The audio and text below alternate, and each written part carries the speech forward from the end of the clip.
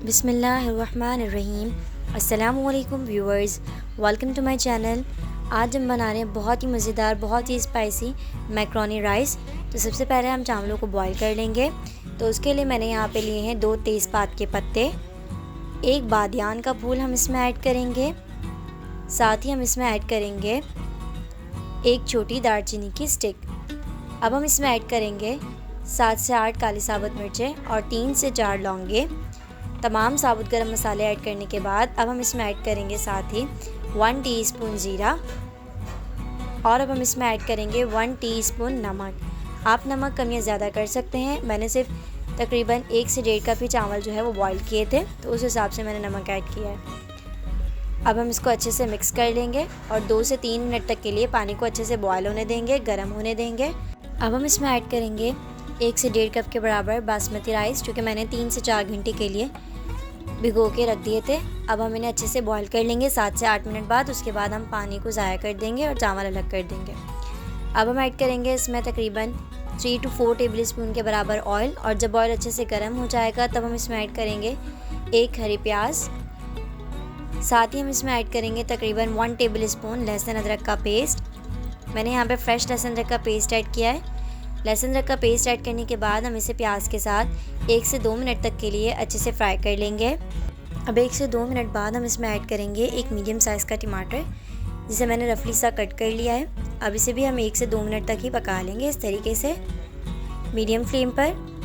अब हम इसमें ऐड करेंगे तकरीबन 1 छोटी प्याली के बराबर मटर। आप क्वांटिटी कम या ज़्यादा कर सकते हैं, आपको कितनी क्वांटिटी में बनाना है उस हिसाब से। अब हम इसमें ऐड करेंगे 1 आलू, जिसे मैंने छील के छोटे छोटे क्यूब्स में कट कर लिया था।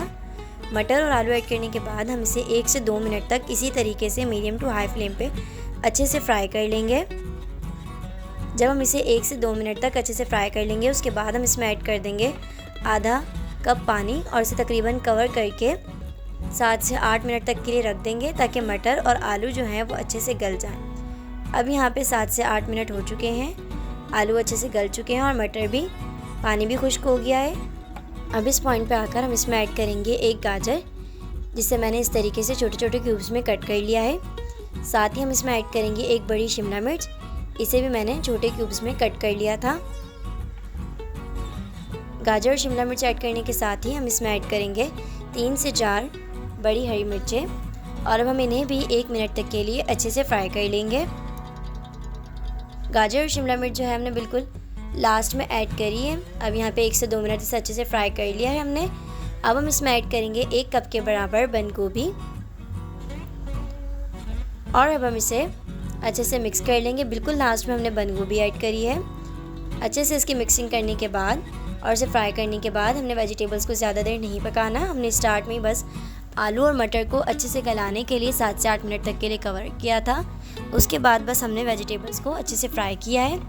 अब हम इसमें ऐड करेंगे 1 टीस्पून काली पिसी हुई मिर्चें, 1 टीस्पून हम इसमें ऐड करेंगे लाल कुटी हुई मिर्चें। साथ ही हम इसमें ऐड करेंगे हाफ़ टी स्पून नमक, क्योंकि हमने चावलों को बॉईल करते वक्त भी नमक डाला था। तमाम स्पाइसेस ऐड करने के बाद हम इसे वेजिटेबल्स के साथ अच्छे से मिक्स कर लेंगे। ये बहुत ही टेस्टी और बहुत ही डिलीशियस बनके तैयार होंगे। आप इस रेसिपी को ज़रूर ट्राई करें, और अगर आप चैनल पर न्यू हैं तो चैनल को ज़रूर सब्सक्राइब कर दें और बेल आइकन को प्रेस करें। हम इसमें ऐड करेंगे 1 चिकन क्यूब। साथ ही हम इसमें ऐड करेंगे 1 table spoon soya sauce, 1 teaspoon हम इसमें सिरका ऐड करेंगे। अब हम इसमें ऐड करेंगे 1 टेबल स्पून के बराबर चिल्ली सॉस। आप कम या ज़्यादा कर सकते हैं अपने टेस्ट के मुताबिक। तमाम सॉसेस ऐड करने के बाद हम इसे अच्छे से मिक्स कर लेंगे मीडियम टू हाई फ्लेम पे। बहुत ही प्यारी खुशबू आ रही है, बहुत ही टेस्टी बन के तैयार होने वाली हैं। जितने ये दिखने में खूबसूरत लग रहे हैं, उतने ही ये खाने में भी टेस्टी थे। अब हम इसमें ऐड करेंगे 1 कप के बराबर मैक्रोनी, जो कि मैंने सिंपल पानी बॉयल करके नमक और ऑयल ऐड करके इसे बॉयल कर लिया था तकरीबन 7 से 8 मिनट तक के लिए। उसके बाद हमने पानी ज़ाया कर दिया था और मैक्रोनी अलग कर ली थी, और मैक्रोनी को ऑयल लगा दिया था ताकि आपस में चिपके नहीं। अब मैक्रोनी को हमने बहुत अच्छे से मिक्स कर लिया है। अब इस पॉइंट पे आकर हम इसमें ऐड करेंगे बॉयल राइस, जो कि हमने पहले ही बॉयल करके रख लिए थे। अब चावल ऐड करने के बाद अभी इसे हम हल्का सा मिक्स कर लेंगे, ताकि जब हम दम पे रखें तो इसमें बहुत अच्छा सा जो है फ्लेवर आ जाए वेजिटेबल्स का।